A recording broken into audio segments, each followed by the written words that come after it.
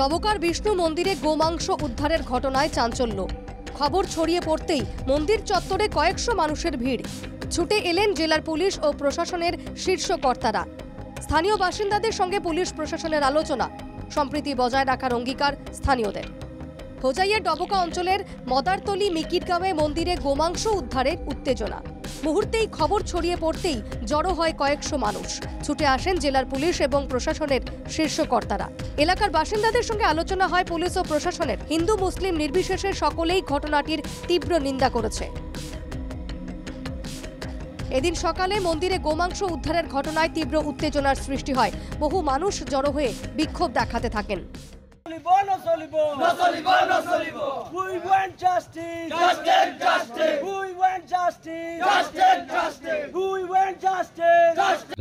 পেটুকা চাল এই মন্দিৰৰ সন্মুখতে বেগত ওলমাই দিছে। মন্দিৰৰ পূজাৰী যেতিয়া আহিছে তেতিয়া দেখিছে দুৰ্গন্ধ হৈ আছে। এইটো ৰাতি কামটো কৰিছে, লগে লগে অৱগত কৰাইছে, মোকো কল কৰিলে। তাৰপিছত মই কৈছোঁ লগে লগে শান্ত থাকক, আমি প্ৰশাসনক আমি জনাই আছোঁ, প্ৰশাসনে ব্যৱস্থা ল'ব।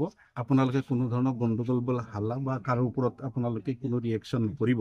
গতিকে সৰুৰ পৰা আমি ইয়াত ডাঙৰ হৈছোঁ, এনেকুৱা ঘটনা আমাৰ ইয়াত হোৱা নাই। আমি শান্তি সম্প্ৰীতিৰে আমি হিন্দু মুছলিম একেলগে চলি আছোঁ। আজি যিটো ঘটনা হৈছে সেইটো আমি মুছলিম সমাজে আজি এটা সিদ্ধান্ত লৈছোঁ, চৰকাৰে যে যি মাংস বিশুদ্ধ মাংস নিষিদ্ধ কৰিছে, আমি মুছলিম সমাজে আজি সিদ্ধান্ত লৈছোঁ যাতে আজিৰ পৰা আমাৰ এলেকাত কোনো আৰু বিশুদ্ধ মাংস কোনেও খাব নোৱাৰিব, কোনেও কাটিব নোৱাৰিব। কাটিলে আইনমত তাৰ বিহিত ব্যৱস্থা ল'বলৈ মই পুলিশ প্ৰশাসনক জানাম। শীঘ্রই দুষ্কৃতীকে গ্রেফতার করে দৃষ্টান্তমূলক শাস্তির দাবি জানিয়েছেন বাসিন্দারা। আশেপাশে গোহত্যা বা গোমাংস বিক্রির খবর পেলেই সেটাও সঙ্গে সঙ্গে প্রশাসনকে জানানো হবে বলেও প্রকাশ্যে প্রতিশ্রুতি দেন মুসলিম বাসিন্দারাও। দাদা মই আছোঁ তো ইয়াত, আমি আছোঁ, আপুনি কণ্টেক্ট কৰিব, কোনো বাধা নাহে আৰু আহিব নিদিওঁ। আপুনি ছাৰক বুজাব, তেওঁ যেতিয়া গুৱাহাটীত যায় ছাৰ এতিয়া এইটো কৰিব। নাই নাই নাই, তাত কেছকাল কৰিবলৈ নাই। মুস্কিলত আমি বচাইছোঁ। আজি এই স্থিতি হৈছে বাইদেউ, মই কি ক'ম এতিয়া। এই মন্দিৰৰ মাটি এতিয়া আছে, সেইটো ইয়াৰ পিছত পৰ্যায়ত আলোচনা কৰিছোঁ। খবৰ পেয়ে ছুটে আসেন হোজাই জেলাৰ অতিৰিক্ত পুলিশ সুপাৰ। এলাকাৰ বাসিন্দাদেৰ সঙ্গে তাৰ কথা হয়। আমাৰ আজি এটা মই ভাল পালোঁ, আমাৰ ওচৰৰ এখন বেলেগ এখন সমাজেও তেওঁলোকো এটা আজি ঘোষণা কৰিছে আপোনালোকৰ সন্মুখতে। গতিকে আমি ভাবোঁ শান্তি শৃংখলা আমি অটুট ৰাখিবলৈ আমি হোজাই জিলা প্ৰশাসন বদ্ধপৰিকৰ।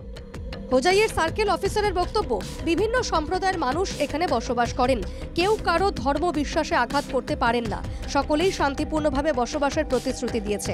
অন্যদিকে মন্দিরে নিষিদ্ধ মাংস রাখায় জড়িতদের বিরুদ্ধে কড়া ব্যবস্থা নেওয়া হবে এমনটাও আশ্বাস দিয়েছেন হোজাইয়ের সার্কেল অফিসার। নহয় জানো, আৰু এইখন সমাজত বিভিন্ন ধৰণৰ কমিউনিটিজ আছে আৰু তেওঁলোকে সদায় পিচফুলি থকাৰ কথা কৈছে আমাক। এণ্ড এতিয়া আজিও আমাক এইটো আশা দিছে যে সকলোৱে মিলাপ্ৰীতিকে থাকিব। কিন্তু সেইটো বুলি আমাৰ নহয় যে মানুহে আইনখন হাতত লৈ ল'ব। যি তদন্ত কৰিব আছে অলৰেডি চলি আছে আৰু উই আৰ ভেৰি চিয়'ৰ বহুত ষ্ট্ৰিক্ট একশ্যন লোৱা হ'ব ইয়াৰ পিছত।